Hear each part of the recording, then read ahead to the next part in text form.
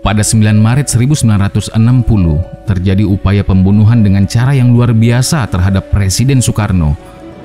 Disebut sebagai cara yang luar biasa karena pelaku upaya pembunuhan terhadap Bung Karno adalah seorang pilot AURI, Letnan Udara Daniel Maucar, dan alat pembunuhnya berupa jet tempur MiG-17F Fresco. Berikut kisahnya. Tapi sebelumnya, jangan lupa untuk like, subscribe, dan share channel ini. Juga aktifkan notifikasinya agar teman-teman bisa mendapatkan info mengenai video lainnya.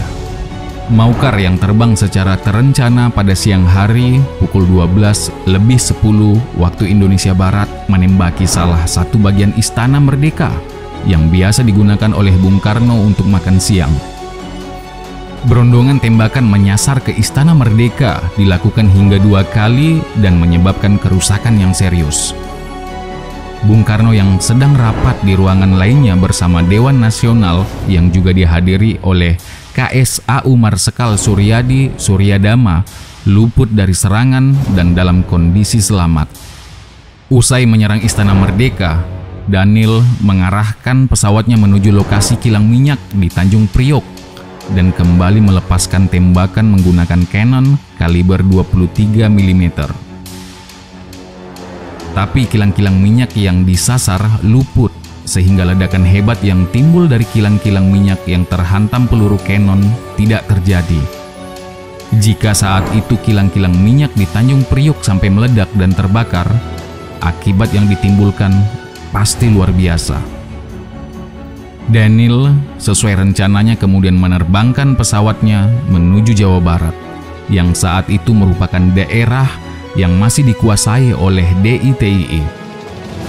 Jika sudah mendarat darurat dan Daniel selamat, rencananya dia akan diselamatkan lebih lanjut oleh pasukan pemberontak DITII. Namun, ketika penerbangan Daniel baru sampai di atas daerah Garut, pesawatnya kehabisan bahan bakar dan terpaksa mendarat darurat di daerah persawahan. Daniel yang kemudian selamat setelah mendarat tidak diamankan oleh pasukan DITII, tapi justru ditangkap oleh pasukan TNI. Setelah peristiwa penembakan Istana Merdeka oleh Daniel, Marsekal Suryadharma secara kesatria langsung menghadap Bung Karno sambil melaporkan bahwa ulah Daniel adalah kesalahannya sendiri. Suryadharma pun kemudian menyatakan mengundurkan diri sebagai KSAU meskipun Bung Karno menolaknya.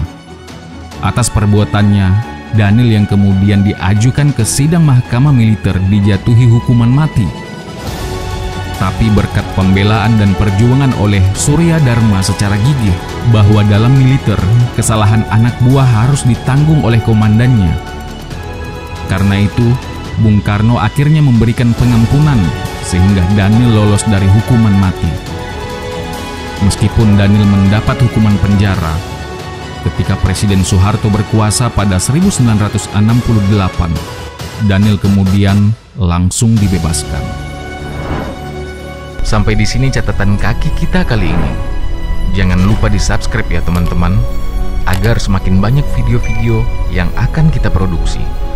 Dalam kolom komentar, kalian bisa memberikan masukan tentang video ini atau memberikan masukan tentang tema video kita selanjutnya. Nah, silakan di-share sebanyak-banyaknya karena berbagi itu indah.